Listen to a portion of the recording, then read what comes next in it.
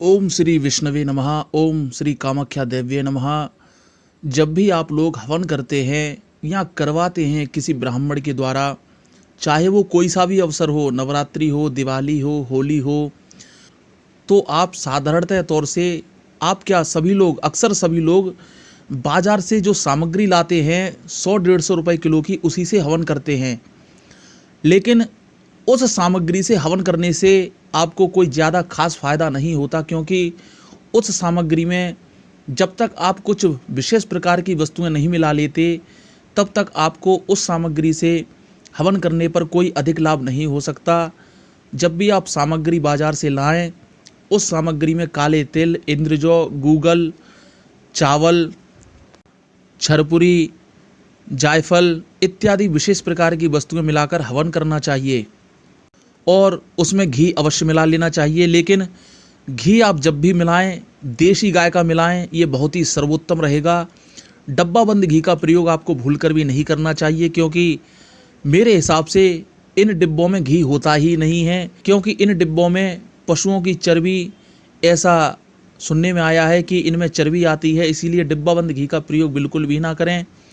अन्यथा आप कहेंगे कि हमने तो माँ भगवती का हवन करवाया 3 घंटे, 2 घंटे, 1 घंटे का, लेकिन उसी दिन से हमें नुकसान होना शुरू हो गया है, व्यापार गिरने लगा है, दिन ब दिन आमदनी तरक्की कम होती जा रही है। तो ये सब इसी का परिणाम होता है। इसलिए डिब्बा बंद घी का प्रयोग बिल्कुल भी ना करें। और जब भी आप हवन कराएं तो उसमें कुछ विशेष प्रकार की लकड़ी, जिसे हम समिधा बोलते हैं, आपको एक बात और याद रखनी होगी।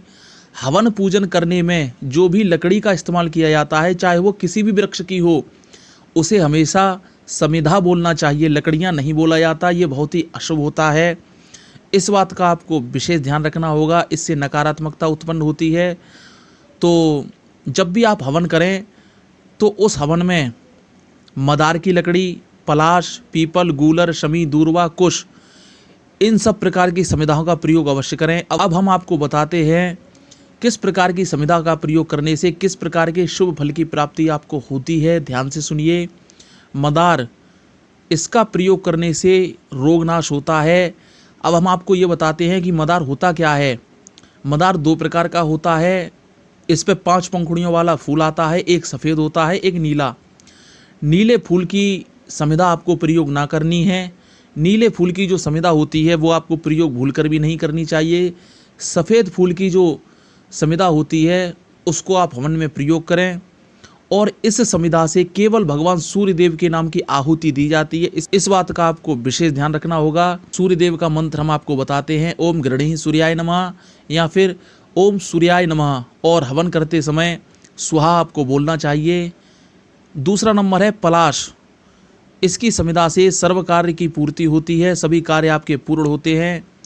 इसकी समिधा से चंद्रदेव के नाम की आहुति दी जाती हैं। ओम चंद्राय नमः, ओम सोम सोमाय नमः। स्वाहा आपको स्वयं लगा लेना है। पीपल, पीपल की समिधा से हवन करने से संतान वृद्धि होती है, कुल वृद्धि होती है। संतान से संबंधित किसी भी प्रकार की कोई रुकावटें आ रही हैं, संतान सुख प्राप्त नहीं हो रहा है, तो पीपल की समिधा की आहुति आपको अवश्य देनी चाहिए। ये गुरु मंत्र की आहुति दी जाती है पीपल की समिधा से। ओम श्री गुरुवे नमः या फिर ओम ब्रह्म बृहस्पतये नमः स्वाहा, इस प्रकार से आहुति आपको देनी है।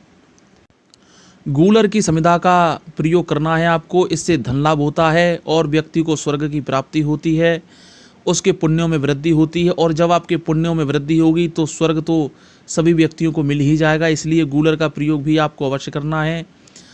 शमी की जो समिधा होती है, इससे पापों का नाश होता है। शमी की समिधा से आप जब भी हवन करें, शनिदेव की आहुति आपको देनी है। शनिदेव का मंत्र सुनिए, ओम शम शनिश्चराय नमः स्वाहा या फिर ओम सूर्यपुत्राय स्वाहा। इस प्रकार से आपको आहुति देनी है।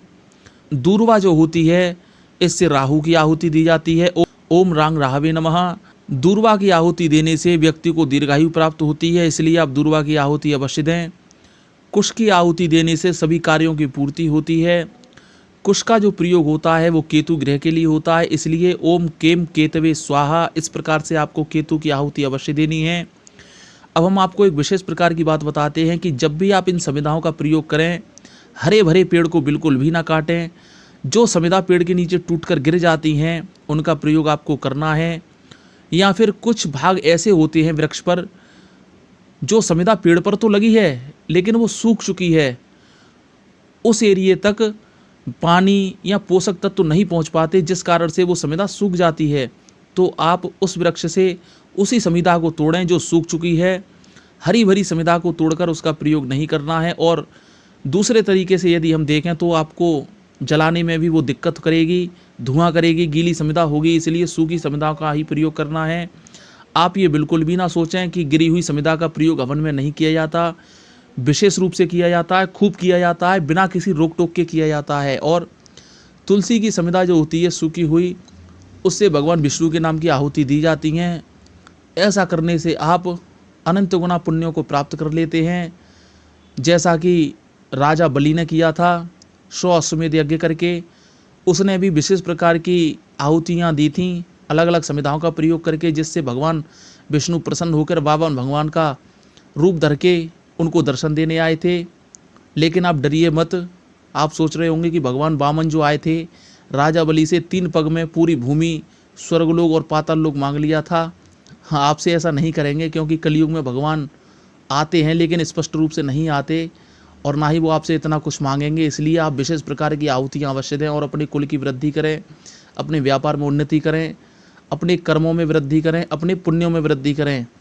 माँ कामाख्या आप सबको सुखी रखे, प्रसन्न रखे, ऐसी प्रार्थना माँ भगवती आदिशक्ति से हम करते हैं, करते थे, आगे भी करते रहेंगे। बस आप धर्म की ओर अग्रसर रहें, सत्य पथ का अनुसरण करें।